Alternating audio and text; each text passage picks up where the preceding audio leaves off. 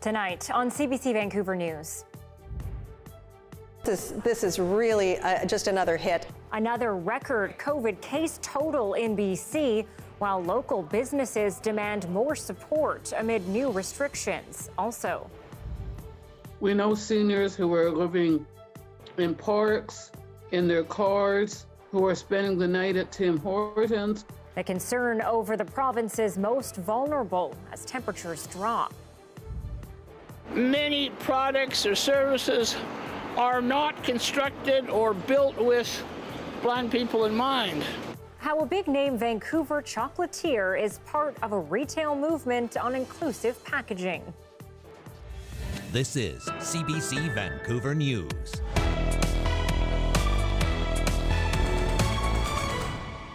Good evening and thanks for joining us. We are once again tonight breaking BC's COVID case record with the highest number ever.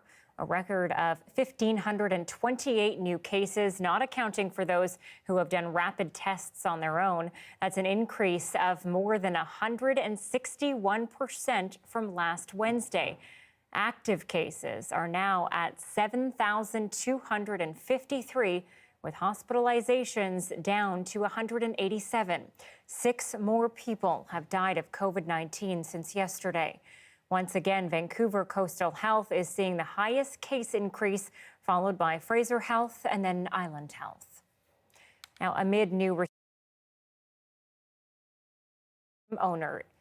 restrictions in BC, a Metro Vancouver gym owner is demanding immediate financial support for small businesses. Fitness centers are among the places ordered to close for the next 4 weeks. As John Hernandez reports, some relief is on the way, but some say it needs to happen fast. It's the last time this gym will be open for classes for at least 4 weeks.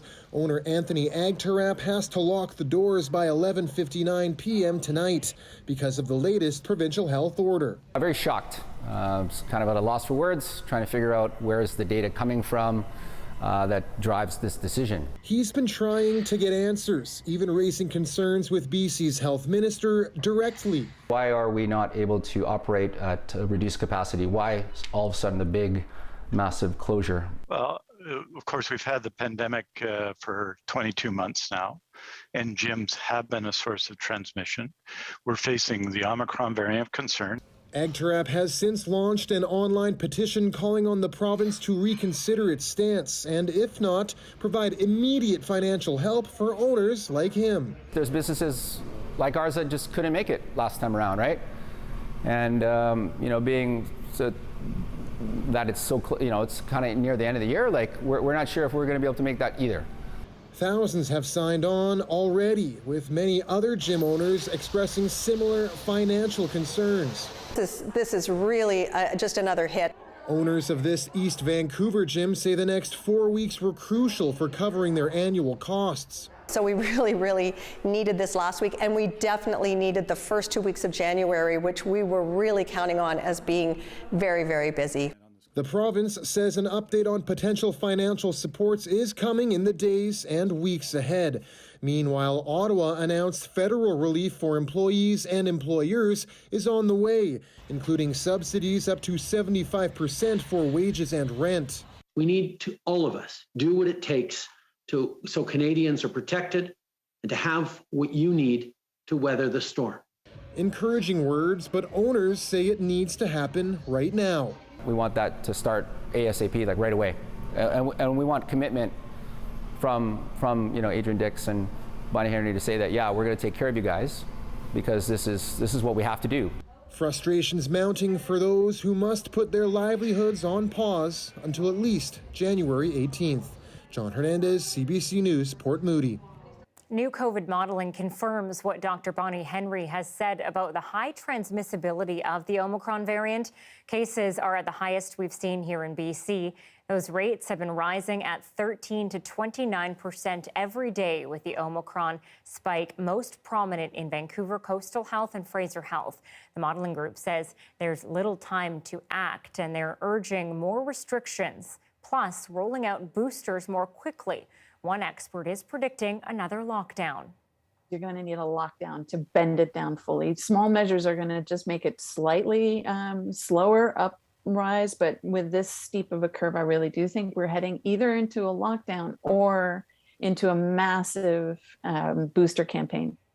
Many factors are still unknown, particularly vaccine effectiveness against this variant. But recent data shows 72% of new COVID infections since the emergence of Omicron spikes are in people with at least 2 doses. And BC's top doctor is also recommending post-secondary students keep learning in classrooms in the new year. But amid concerns about crowded exam rooms and the fast-moving variant, at least one university says it will start the next term mostly online. Dan Burrett joins us live with more. Dan, a lot of questions tonight around why Dr. Henry is sticking with this plan. Henry says it comes down to risk, Anita. Their experience shows homes and informal social settings are where the virus spreads most easily, while large classrooms and workplaces with safety measures are low risk. In a letter to post-secondary institution presidents, Henry says structured educational settings do not amplify transmission, so a move to online instruction is not an effective means of reducing COVID-19 among students, faculty, and staff, or the wider community. A drop in structured gatherings like in-person teaching can come with a rise in informal gatherings where the risk of transmission is higher, she claims. Henry notes universities and colleges are among the most vaccinated groups of people in the world. But students and some teachers have already voiced concerns about hundreds of people writing exams together with little space between them, and reports that students with symptoms were there. UBC's Alma Mater Society has called for in-person exams to be cancelled, something UVic and Queen's did very quickly amid a rise in cases in their campuses. And several post-secondary unions want schools to bring in 50% capacity limits in lecture halls, classrooms, and labs. UBC is not doing either of those, but today, President Santa Ono says they will go in a different direction than Dr. Henry recommends. Partly, Ono says most classes in the next term, starting in early January, will begin online. Some courses that include clinical or performance work will still need to be in person with safety measures, and campuses will stay open. So while it may be too late for students to get out of writing an exam before the break in person, most will start their term in January in front of their computer, not in a classroom. Anita. All right, it's deja vu for sure, Dan. Thank you. Interior Health is looking for healthcare workers to help administer COVID vaccines and provide support at immunization clinics. Retired nurses, midwives, physicians, nursing students, and first responders are just some of the healthcare workers needed. Interior Health is asking people to reach out to them to see if they qualify. And BC's health minister, meanwhile, says the province is increasing its use of rapid tests at official COVID testing sites in order to reduce wait times. Speaking with the CBC's BC Today, Adrian Dix says 16,000 PCR tests were administered yesterday, calling the number significant, with wait times reportedly spanning anywhere from 2 to 6 hours. Dix is also urging people to consider whether they even need a test. So I say with respect to PCR testing for everybody, that if you do have symptoms, you should go. But if you don't have symptoms, or you're just looking to see where you are, or you're worried about where you are, this is not the time to get a PCR test. The health minister says more rapid tests are expected to arrive from the federal government sometime in January or February. 500,000 of those are earmarked for students in K to 12. More are also being put aside for post-secondary students. Well, double vaccinated British Columbians crossing the border into the States are now exempt from requiring a PCR test when returning to Canada, but there are some conditions. You must be traveling by land to purchase or access goods or services, and the trip must be shorter than 24 hours. The exemption also applies to unvaccinated children under 12 years of age entering with one of their fully vaccinated parents or guardians. Canada Border Services Agency says travelers should return to Canada as soon as possible and avoid any unnecessary stops. The news is welcomed by some Point Roberts residents. We're a very, very, very safe community, and we're responsible. So we value this exception they've made and recognition for our uniqueness in Point Roberts. Many Canadians own property in Point Roberts. The community has been devastated by the pandemic because of border closures. 90% of their economy is driven by Canadians, and residents say a free-flowing border is absolutely crucial for their survival.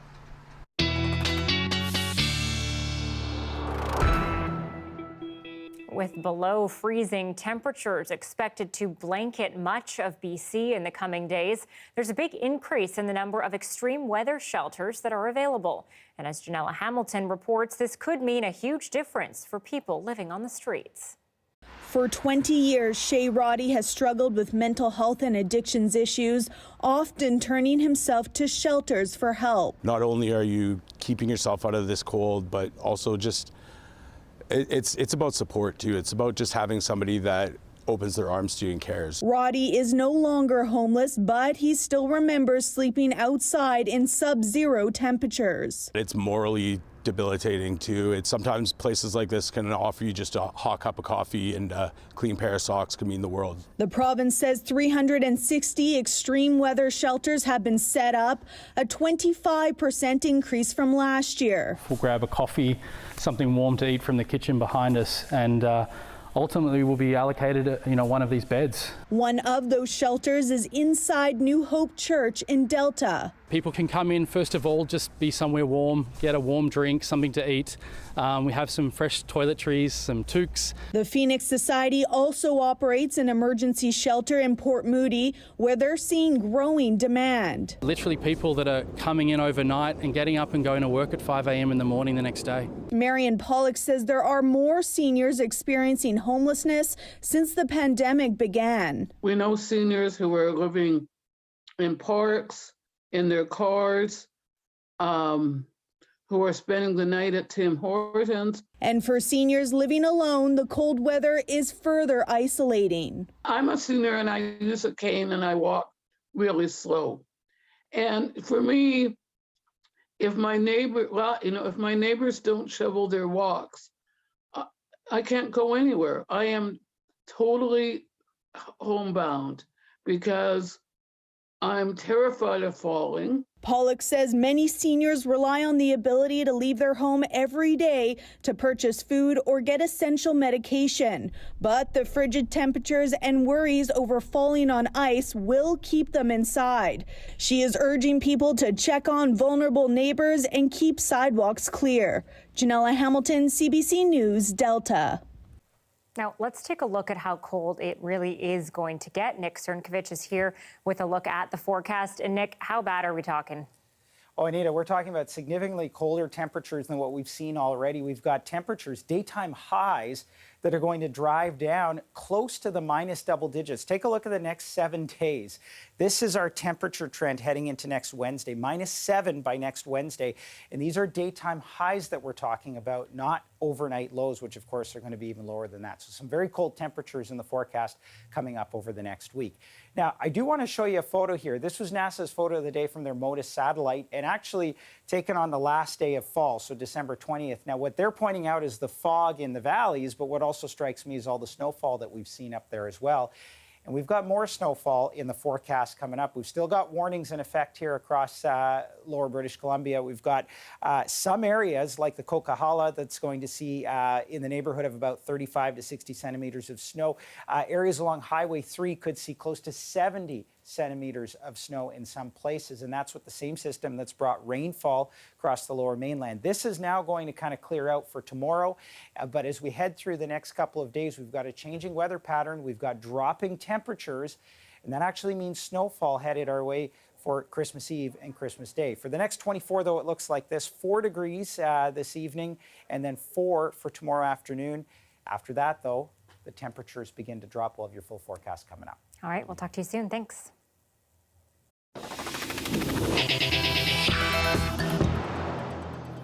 Operation Red Nose, the Safe Ride program, is closing operations across the country. This means teams in Kamloops and in the Lower Mainland will no longer be driving people home this holiday season. The Kamloops program managed to operate for 11 nights before shutting down, providing 339 rides. In the Lower Mainland, the group working in the Tri-Cities and Burnaby planned to volunteer on New Year's Eve. The operation was canceled. The coordinator says it's because they need to keep people safe. It does potentially put some drivers out there in their vehicles because they need to get from point A to point B. I'm hoping that they'll use Uber or Lyft to be able to get home and to think about that.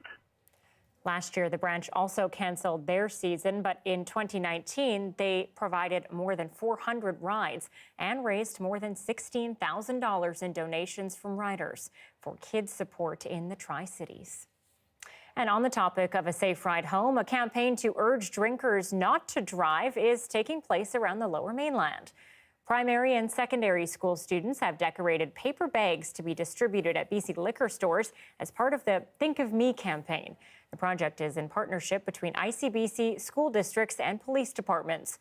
Children have written personalized messages, including "Don't be a Grinch and drink and drive," "Be classy, call a taxi," and "Get home safe." According to ICBC, an average of 65 British Columbians die every year in crashes involving impaired driving.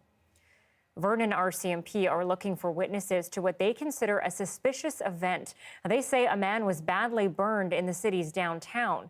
The 53-year-old man suffered serious injuries and was taken to hospital.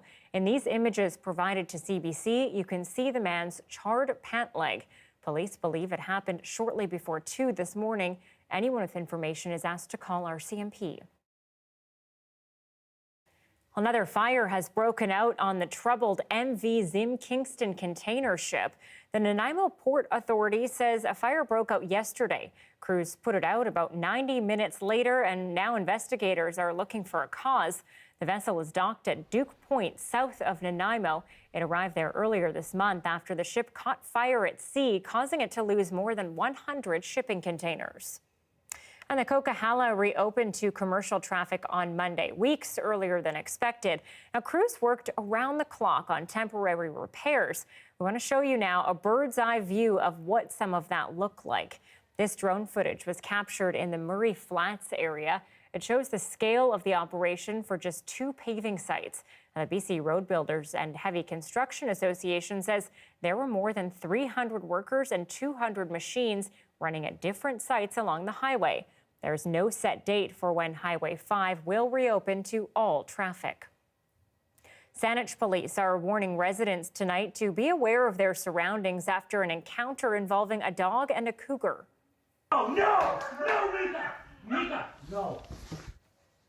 This happened yesterday. A homeowner spotted a cougar on the driveway. The large husky charged the wild animal before being called back. The animal eventually fled and the dog is not injured. Saanich police, though, are urging people to call a conservation officer if they see a cougar in an urban environment.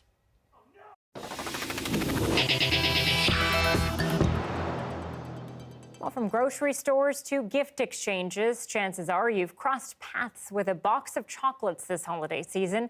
But while it's a gift many are happy to get, chocolate packaging isn't always the most inclusive. As Anita Bathe explains, Vancouver chocolate maker Purdy's is trying to change that.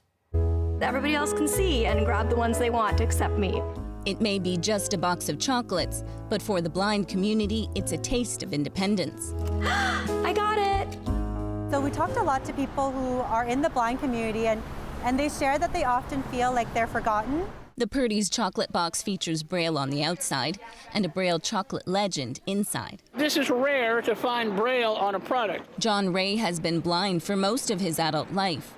Without the Braille on this box, he would have to ask a store clerk for help. We do not like having to rely on others as much as we do. With 1 in 5 Canadians living with a disability, businesses of all sizes are starting to take inclusive packaging more seriously. Our new limited edition easy open lid. Beauty brand Olay changed the packaging of some face creams. Degree has created the world's first adaptive deodorant. Degree is testing new packaging featuring a Braille label. It can also be opened with one hand.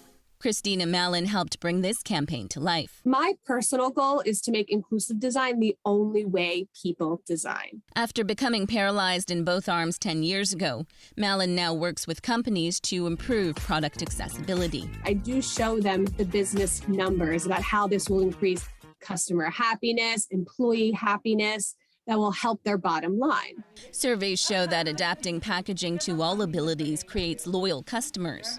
Back in Toronto, Ray says it's just good business. When something is done to make a building or a product or a program more accessible, allegedly for us, it often helps many others. And seeing even more inclusive packaging on store shelves permanently would be sweet success.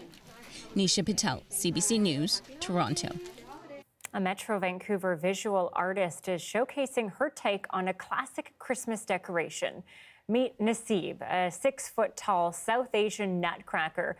He was built and painted by Jag Negra and her wife and took 3.5 weeks to make. Nasib is made of PVC pipe, some wood, ornaments, a garbage bin, and some plastic plates.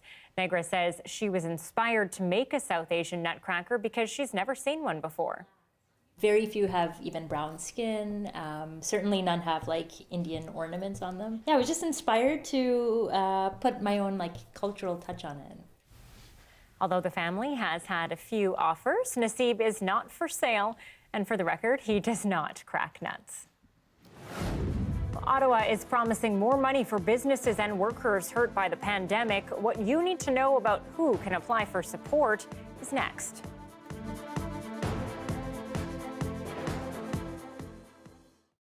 Thanks for staying with us during our commercial-free live stream. Across the country, people have been unleashing their inner creativity outside. When it comes to lights and decorations, there are some dazzling displays on offer in locations across Canada. Let's take a look now at some of the ways people are celebrating this season.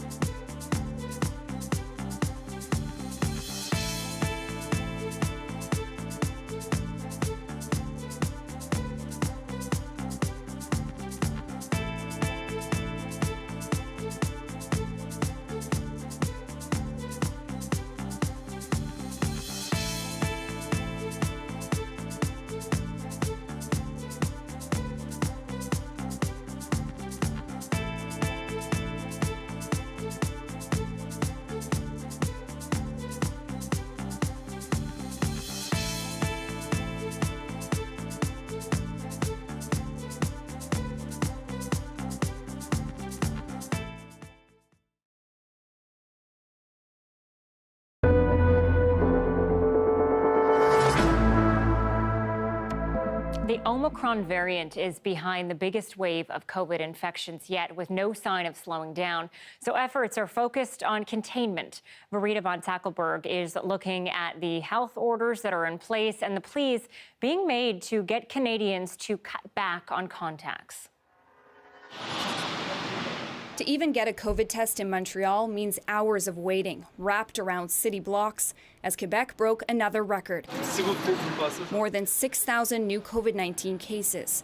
The Premier says by morning, expect 9,000 more. We're keeping the limit of 10 people for Christmas, but I ask you to please cancel your Christmas parties if you can. As of Boxing Day, private gathering limits in Quebec dropped to 6.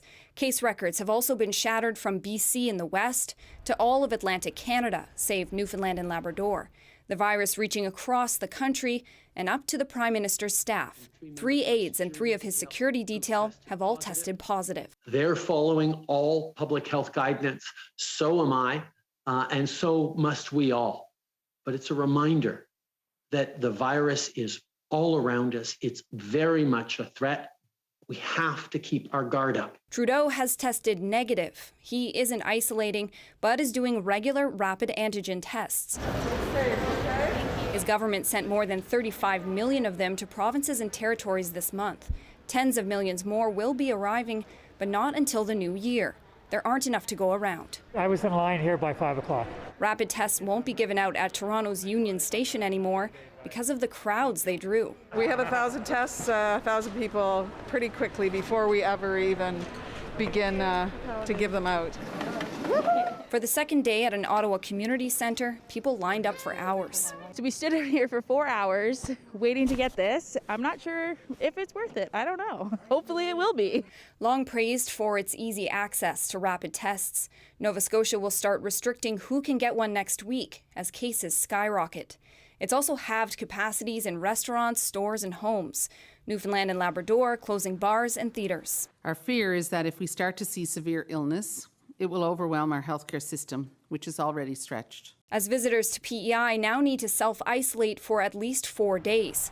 Outbreaks have been declared at Charlottetown's hospital and a long-term care home.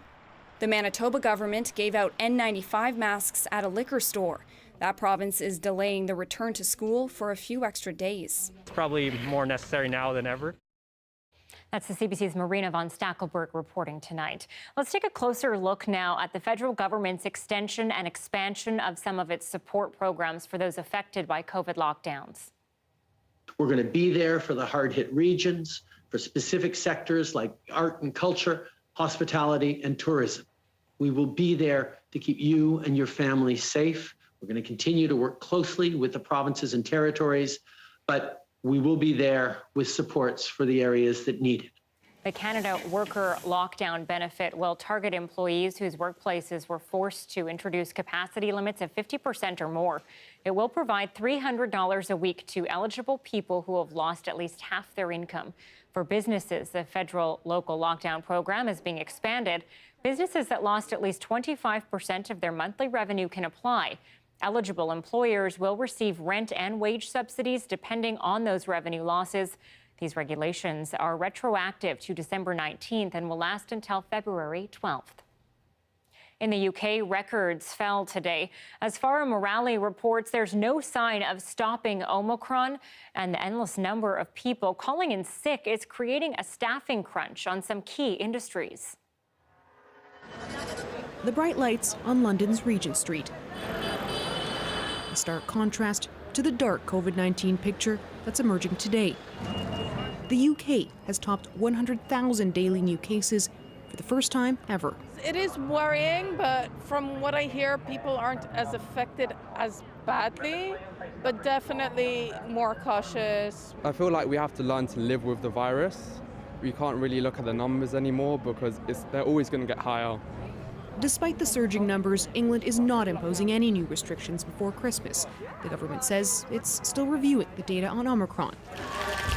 And while Wales, Scotland, and Northern Ireland have all moved to impose a host of new restrictions after Christmas, including curbs to bar service, nothing new officially has been announced in England, at least not yet. We can't rule out any further measures after Christmas, and we're going to keep a constant eye on the data As the number of people infected with the virus spikes rapidly, it's forced many across the country to call in sick.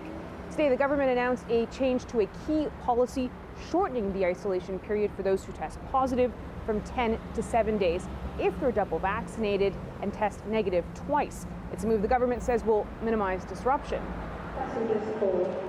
Staff shortages have prompted mass cancellation of trains on UK rail lines, and it's impacting the healthcare system too.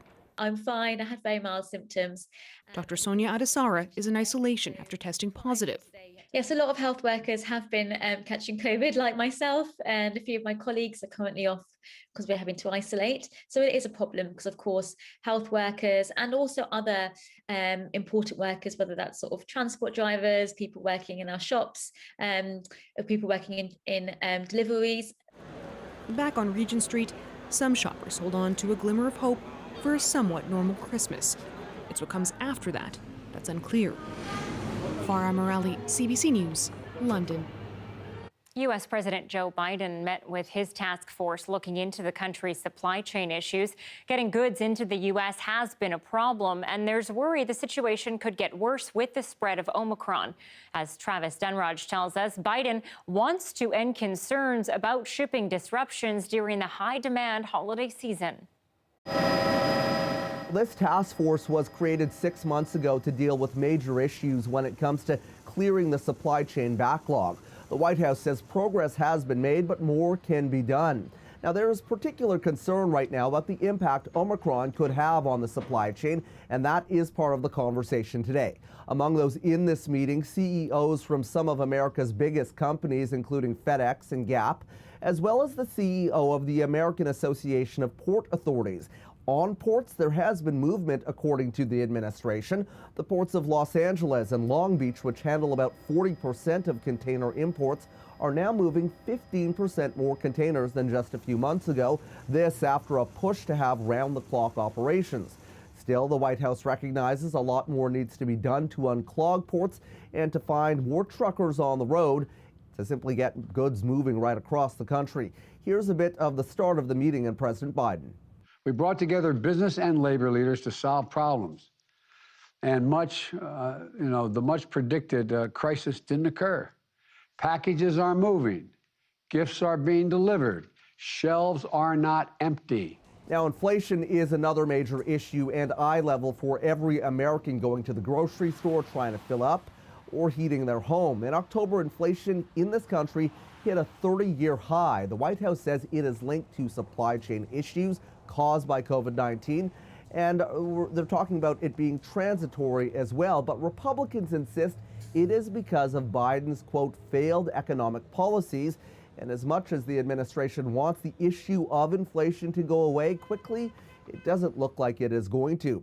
Biden's handling of the economy is going to be a major factor for the Democrats next year, an election year, and during the midterms, this could definitely hurt them as they try to maintain control of Congress. Travis Danrash, CBC News, Washington. We have to survive, we have to continue because we're needed.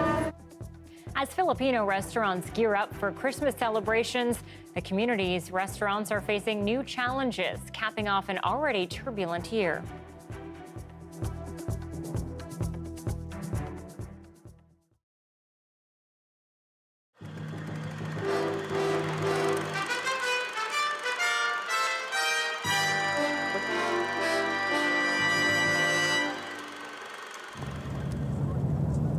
It's gonna be beautiful out here. I can see that, yeah. I just gotta dig some more holes to find where everything is. Okay. Lost Lagoon in Stanley Park is one of the last places you'd expect to find ice solid enough to skate on. But we found it this morning. CBC cameraman Doug McCormick, soundman Murray Wooding, and myself. We were the first ones on. It's a beautiful day in Vancouver, and on the first day of winter, if anyone would have said to me a couple of days ago that I'd be putting on my skates and be the first person to skate on Lost Lagoon, I would have said they were out of their minds. It's been, I think the last time I had skates on was about 15 years ago, and it was a celebrity hockey game at the old Vancouver Forum. with the media playing some broken down old hockey players. And before that, it had been about another 10 years. So I've been on skates twice in the last 25 years, and it will probably look like it after a while. Well, here goes nothing.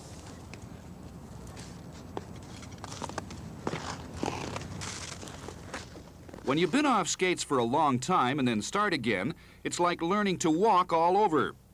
The old legs buckle, the unused muscles creak, and you feel like falling down all the time. Hey, it's great. But it gets better, and the old coordination, rusty as it is, starts to come back.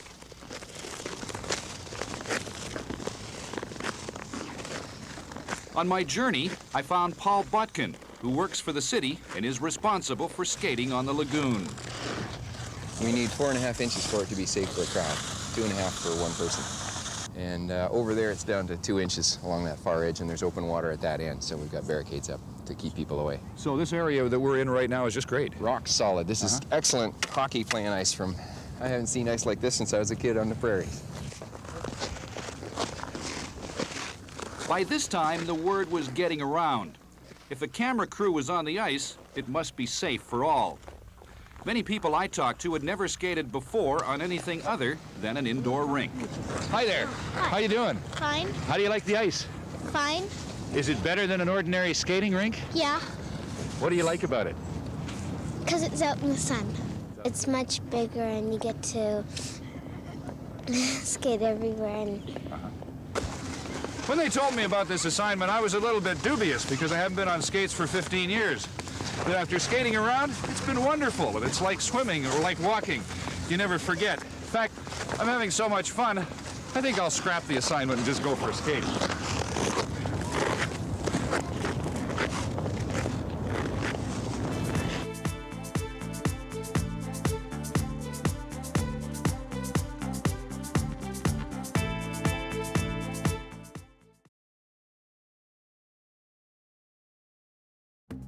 Here are some of the stories we're following tonight on CBC Vancouver News. Eligible British Columbians can now take short shopping trips to the U.S. and return home without having to take a pre-entry COVID molecular test.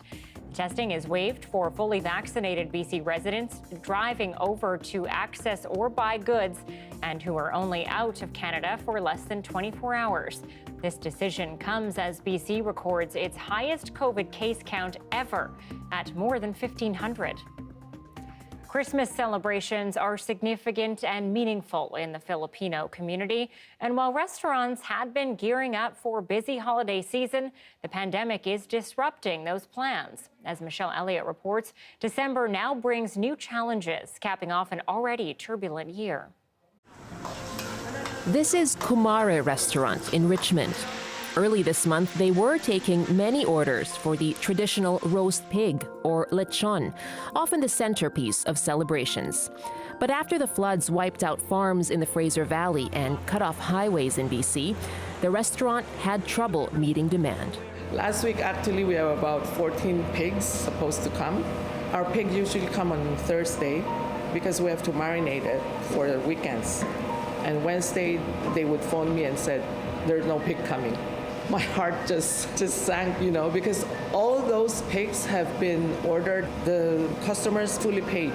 So we have to do e-transfer to give them back their money. We have to try and say, maybe you want other things. It had already been a hard year, with supply chain bottlenecks causing delays in getting authentic ingredients from overseas, and rising prices of everything from flour and cheese to takeout boxes.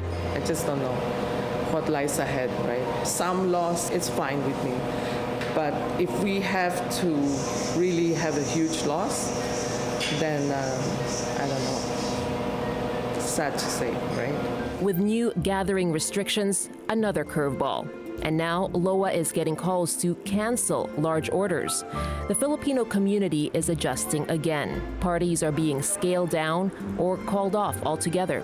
The added pressures are a common thread among Filipino businesses. With what's going on during the pandemic, enterprises about the supply chain, I would say, they're trying to make it resilient. For example, with the supply of meat or pork or whatever, they're being affected by the flood.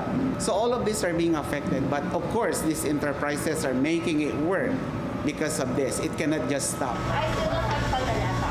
At Plato Filipino, similar challenges. COVID is COVID. Like this pandemic is this pandemic. So we have to survive. We have to continue because we're needed. Filipinos are working 2 to 3 jobs, and we're serving them like a quick meal for them to start to another job again. We should not close our doors to anyone, even if we're really struggling. Despite the uncertainty, both restaurant owners push to remain open. They say local Filipinos rely on them to keep meals accessible and affordable, and that they provide a connection to culture and community. The sense of keeping our culture alive.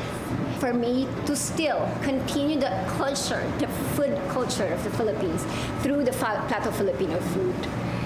Yeah, I think I want to stay with that.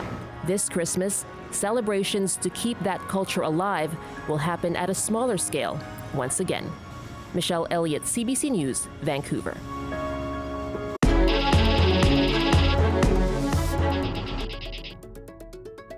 Looking back on the past 12 months, Shirley Bond has praise for BC's workers weathering the pandemic and rebuilding after extreme weather.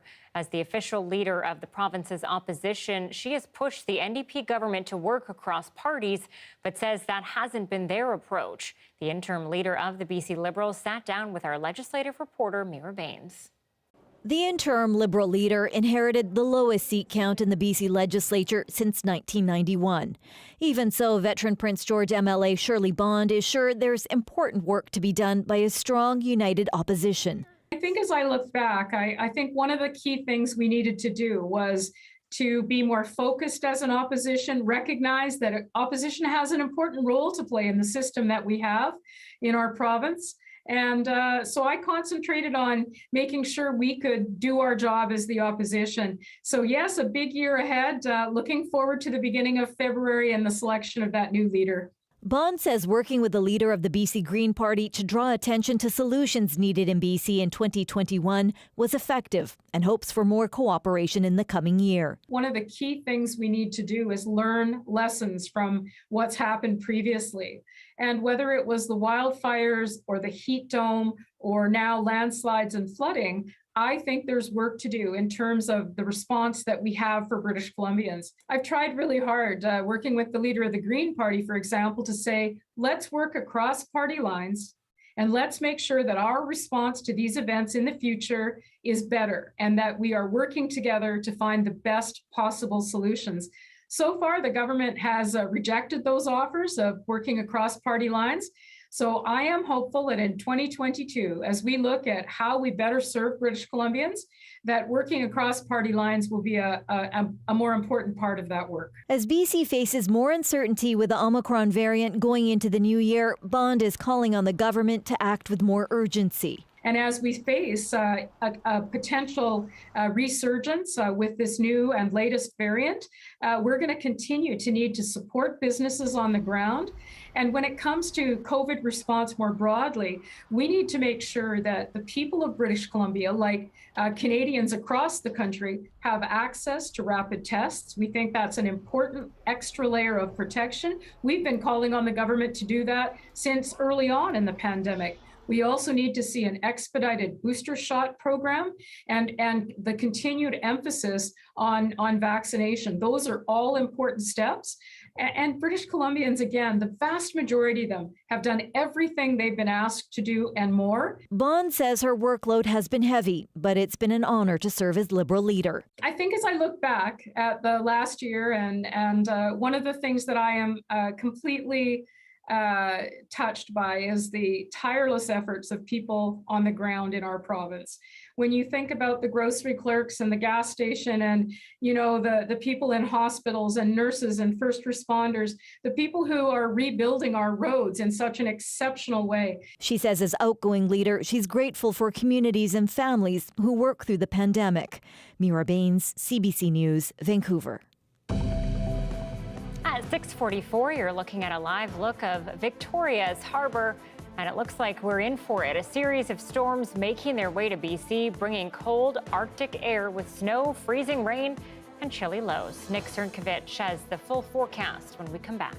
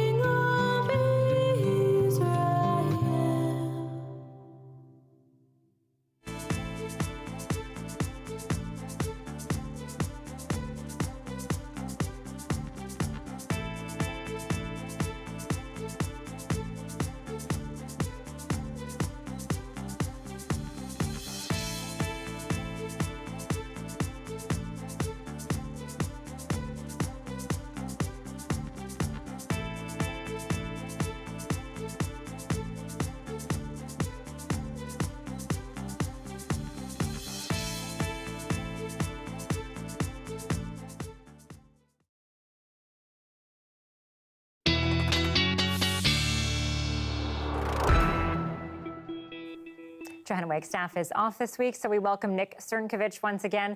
Now, Nick, I know every day we're sort of bugging you as we inch closer to Christmas because we're getting a better sense of whether we're going to get snow, aren't we? We are, yeah, and I mentioned this a couple days ago, Anita, but when you look at the forecast models, the more high-resolution models, they only go 2 to 3 days out. So now we're getting into that 2 to 3 day range, and things are starting to come together, and a lot of the forecast models for Christmas Eve and Christmas Day are showing potentially significant amounts of snow for the Vancouver area. And I'm talking about Metro Vancouver, not just surrounding areas. And I'm going to come to that in just a second. We haven't seen much of that, at least in Metro Vancouver, we haven't seen that over the last 24 hours. It's basically been a rainfall event or some freezing precipitation. That system's still in play right now. We're seeing that move across. I mentioned the warnings earlier on. Still warnings for the BC interior for snowfall accumulations that could reach as much as about 70 centimeters, believe it or not. That one along Highway 3 toward the Kootenay Pass. But this thing is going to push out as we move through Thursday afternoon. Now, Thursday for Metro Vancouver, we're basically looking at just some cloud cover, the risk of a few spotty showers, but that's really about it. Where it starts to get interesting is Thursday night into Friday. We've got colder air driving down, and you'll notice this system over here on Friday morning. The rain-snow line sits right down in Vancouver. Now, we're looking at rain or snow in Vancouver on Friday morning, but colder air continues to punch down, and we're actually looking at basically just snowfall Friday into Saturday. And with another push of moisture here, what we're actually expecting to see is a snowfall event for Christmas Eve and Christmas Day. Now, how much are we expecting with this? The first question comes in Friday morning, right? If we make that transition, these numbers will be higher.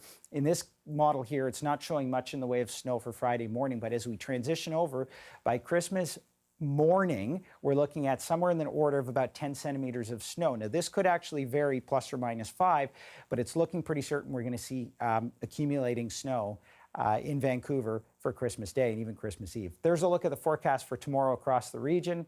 And of course, our 5-day forecast here looking forward, we've got 4 degrees down to 3 degrees, potential for some snowfall on Friday. Saturday could see upwards to about 10 centimeters of snow. And the cold temperatures, they actually make the snow fluffier, which means that accumulations might actually be higher just because of the colder temperatures. Well, I think we like that fluffy snow. I know. Also, I think people across the province are probably making fun of us here in Metro Vancouver because for a lot of them, they get a white Christmas every year anyway. Yeah, yeah. Well, you know what? I mean, I think this is kind of welcome. It's nice. For sure. Thanks, Nick. You bet. Well, carbon pricing and the pressure to reduce climate change is reinvigorating a business idea in Alberta. But as the CBC's Kyle Bax reports, it will need government approval first. On Shell Canada's sprawling Scotford industrial campus, home to refineries and chemical plants, there's only one small sign of a unique project called Quest. It's a sticker showing exactly where carbon emissions go underground. Quest is a carbon capture and storage facility, one of only a few in Alberta, but that could soon change. The Alberta government wants plenty more to be built, each one to be located around heavy industry like oil and gas and fertilizer plants. Companies, including Shell, are now competing to be chosen by the government to build the carbon capture projects. This is absolutely a pivotal moment in history for the province around this resource, which I think can be leveraged for the benefit of the province and the country. The carbon capture industry began about a decade ago in the province, never really taking off. The facilities can be expensive and don't make any money. Still, with a rising carbon price and unrelenting climate change pressure, there is renewed enthusiasm. The federal government is also proposing an investment tax credit. The whole point, of course, is to reduce emissions and limit global warming. This is the opportunity of a generation for Alberta to allow industry to find value in making sure their emissions are being permanently sequestered. The challenge will be creating a system with high quality standards and monitoring while keeping costs low. Some environmentalists would rather companies not produce as much pollution in the first place and spend the money on greener projects like renewable energy. Still, many experts say carbon capture has a role to play as one of many tools needed for industry and the country to reach climate targets. It's a nuanced conversation, right? It's not black or white, CCUS is good or CCUS is bad. The Alberta government is accepting proposals now and will announce its first carbon capture centre in the next few months. Kyle Bax, CBC News, Fort Saskatchewan. A toy drive in Canada's north. It wasn't Santa filling these Christmas wishes, but an inspiring community builder. We'll introduce you to the Yellowknife chapter of the Crazy Indian Brotherhood next.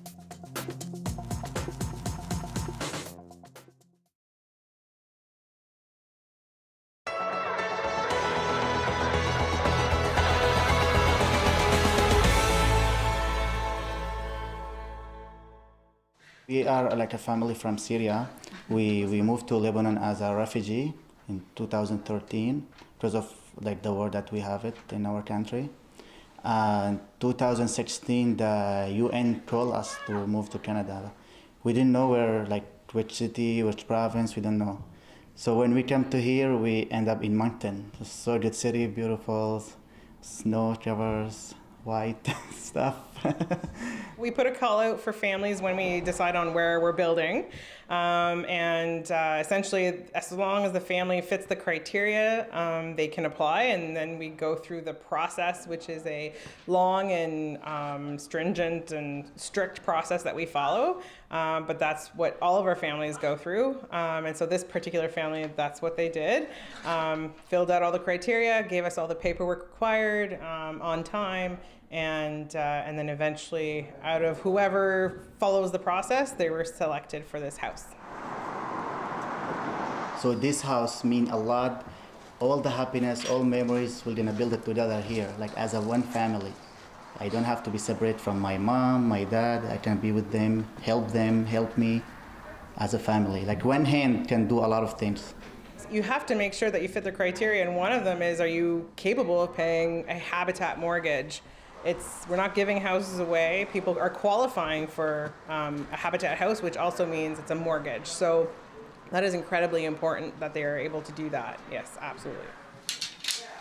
We don't want to get separated, especially we are like in different country, and we want to live together. And renting is expensive here. Everything, like to live by myself or him by himself, it's hard, very expensive. That way, we decided all to live to talk to Habitat community to help us build a house, stay together and pay together so we can make the house we want. The mortgage payment on a monthly basis is no more than 30% of their total family income. And we do work with the family to make sure that it's an affordable payment, and it includes property tax and insurance. So the family's protected, Habitat's protected, the home and all the work and sweat and energy that was put into building this house for this family is protected. Oh, they will gonna enjoy it a lot because now almost everybody will gonna have his own room. That's what he was looking for. Yeah. He will have his own spaces, moving safely. Especially for my older brother with his disability, he have everything accessible for him now, like shower. He can take shower safely. He go to bathroom even with wheelchair is easy, and even to go inside the house so easy and safe. So what we're offering is a partnership. So we partner with the family. They're called partner families as well. And part of that is to contribute 500 volunteer hours of labor into their home. And this family was very capable of doing that with a large family and worked very hard at every aspect.